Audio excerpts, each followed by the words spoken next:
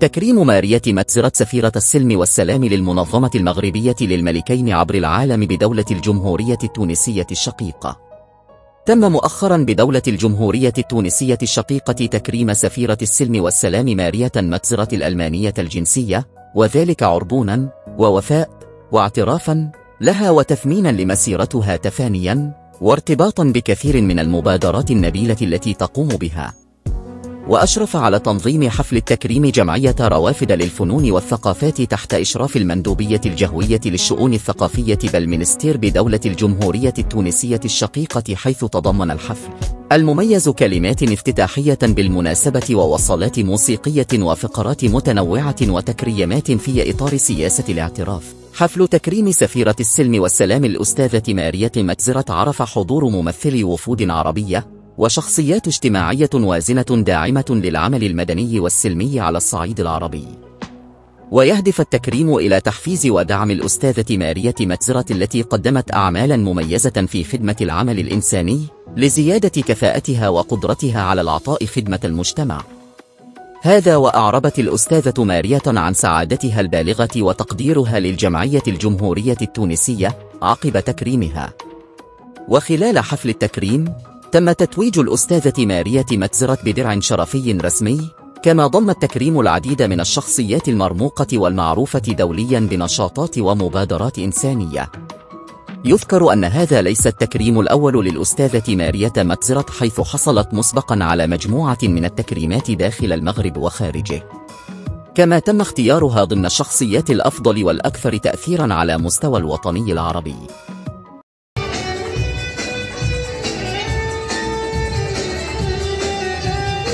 وأضافت الأستاذة مارية متزرت: أفتخر بهذا التكريم خاصة وأنه من بلدي الثاني تونس الحبيبة.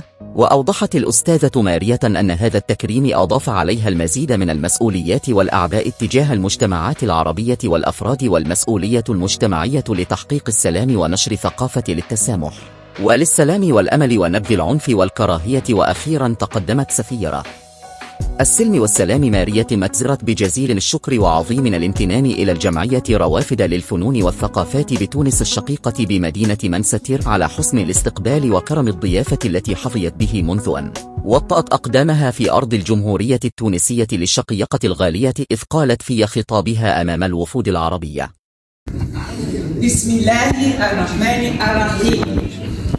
يشرفني كسفيرة السلم والسلام ماريا متزرت الألمانية الجنسية أن أتحدث أمام جميعكم الكريم بلغتي العربية، لغة الدار والقرآن الكريم، لغة الثبات والسمو. اصطفاها الله عز وجل من بين جميع اللغات لتكون لغة كتابه العزيز الذي فيه عزة الأمة، لذا فهي سيدة اللغات. بعد التحية والسلام يسرني أن أتقدم إليكم أعضاء المجلس روافد للفنون والثقافات ورئيسها السيد المحترم خالد الكبير بجزيل الشكر والإرفان ووافر التقدير والامتنان على حفاوة الاستقبال وكرم ضيافتكم في مدينة المنستير.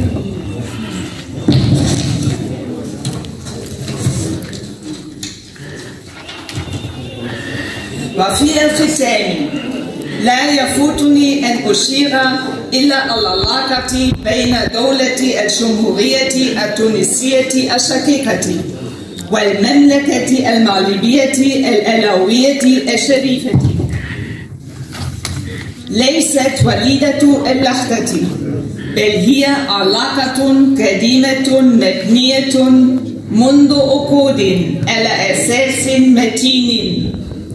فالجمهورية التونسية والمملكة المغربية الشريفة على كلب واحد ونبض واحد، وستظلان كذلك. فالبلدان الشقيقتان يتقاسمان موروث مشترك وروابط وثيقة جدا، يشكلان هوية ثقافية واجتماعية متجانسة عبر تاريخ واحد.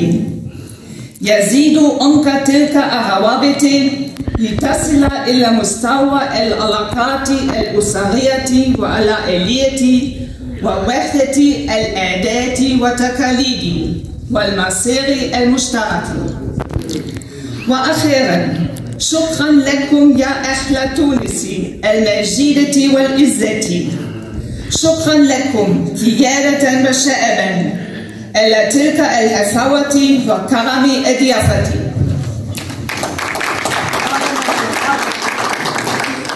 كلمة شكرا لن توفيكم حقكم يا أهل المعاني الأصيلة. والسلام عليكم ورحمة الله تعالى وبركاته. خادمة الأتابع الشريفة ماريا ماتسرات الألمانية الجنسية، سفيرة سلم والسلام ونشر ثقافة المحبة والتعايش بين الأديان للمنظمة المغربية العلوية الشريفة الربانية المباركة الإنسانية الاجتماعية السامية الملكية ذات المذهب الشريف للملكيين عبر العالم. أؤكد بأننا سنواصل مسارنا أحب من أحب وكره من كره رغم انزعاج الأداء وحسد الحاقدين. والسلام عليكم ورحمة الله تعالى وبركاته.